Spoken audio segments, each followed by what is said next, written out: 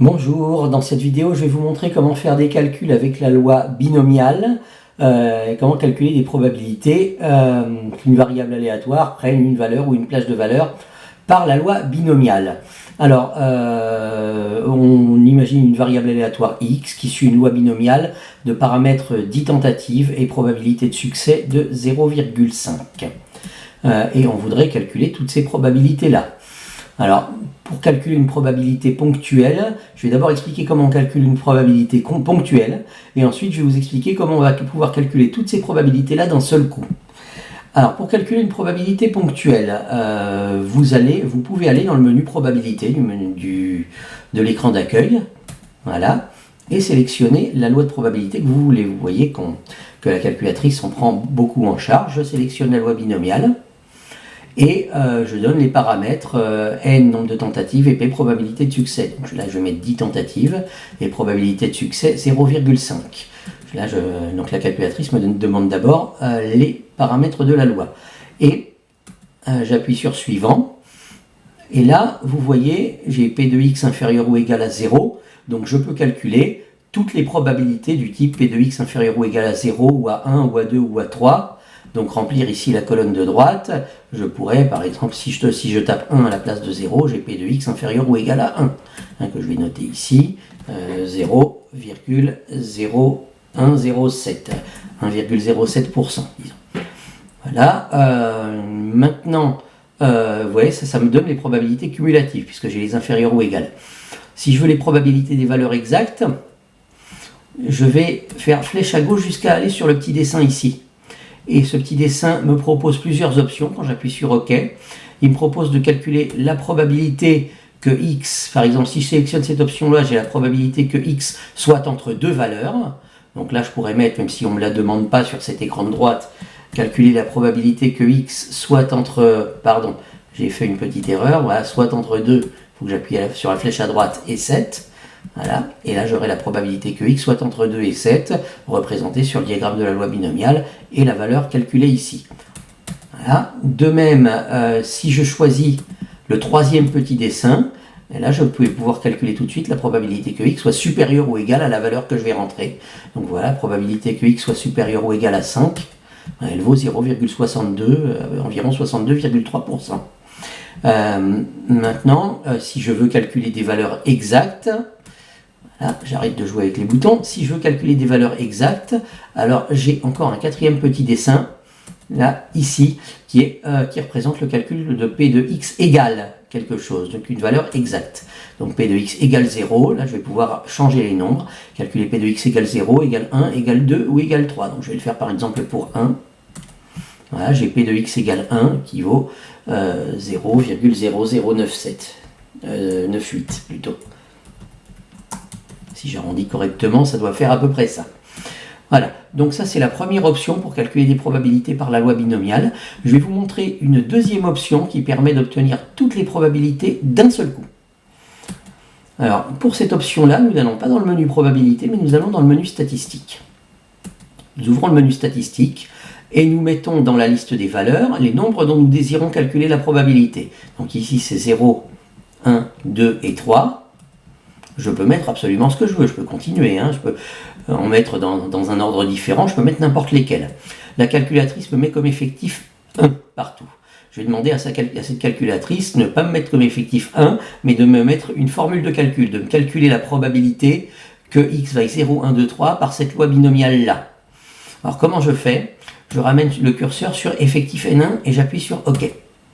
Et là, je sélectionne l'option remplir avec une formule. J'appuie sur OK et la calculatrice m'écrit ici en bas N1 égale et me donne la possibilité de rentrer une formule. Je vais donc aller chercher la loi binomiale dans mes lois de probabilité en appuyant sur cette touche-là qui me donne la liste des lois de probabilité dont je dispose. Et là, vous voyez, je vais jusqu'au menu probabilité. Vous pouvez voir les autres menus, je fais défiler vers le bas. Comme ça, vous voyez tous les menus dont la calculatrice dispose. Je vais sur le menu probabilité, je fais flèche à droite, et ensuite je vais sur le menu loi de probabilité, flèche à droite, et vous voyez que pour l'instant, la calculatrice ne propose de remplir les listes qu'avec la loi normale et la loi binomiale. Donc ça viendra peut-être par la suite avec la loi de Poisson, si ça vient, je ferai une autre vidéo. Donc là, je sélectionne la loi binomiale. Et vous avez l'option avec égal, c'est-à-dire l'option où on ne cumule pas. Vous voyez, P de x égale M, qui nous permettra de remplir la colonne de gauche en choisissant binôme PDF. Et en choisissant binôme CDF, vous avez l'option P de x inférieur ou égal à M, qui nous remplira la colonne de droite. Donc je vais remplir par exemple la colonne de gauche ici avec binôme PDF, c'est-à-dire sans calculer les probabilités cumulatives. Je sélectionne cette fonction-là. Et là, je dois mettre les trois paramètres, c'est-à-dire en premier, de quel nombre je veux calculer la probabilité, en deuxième, le nombre de tentatives, et en troisième, la probabilité de succès. Alors là, en premier argument, il faut lui mettre qu'on veut calculer la probabilité de tous les nombres dans la liste V1. Donc il faut taper V1. Alors comment je tape V1? Il faut taper V1 avec un V majuscule. Comment je tape V1 avec un V majuscule? Pour avoir le V majuscule, j'appuie sur Shift et puis sur Alpha. Et ensuite, j'appuie sur la touche où se trouve la lettre V. Et là, ça me fait un V majuscule, il ne me reste plus qu'à taper le chiffre 1. Donc voilà, le premier argument, V1, dira à la calculatrice que je dois prendre les valeurs dans la liste V1. Flèche à droite pour passer au nombre de tentatives. Donc ici, le nombre de tentatives, c'est 10. Flèche à droite pour passer à la probabilité de succès, qui est 0,5. Voilà, et je n'ai donc en deux derniers arguments les deux paramètres de la loi binomiale.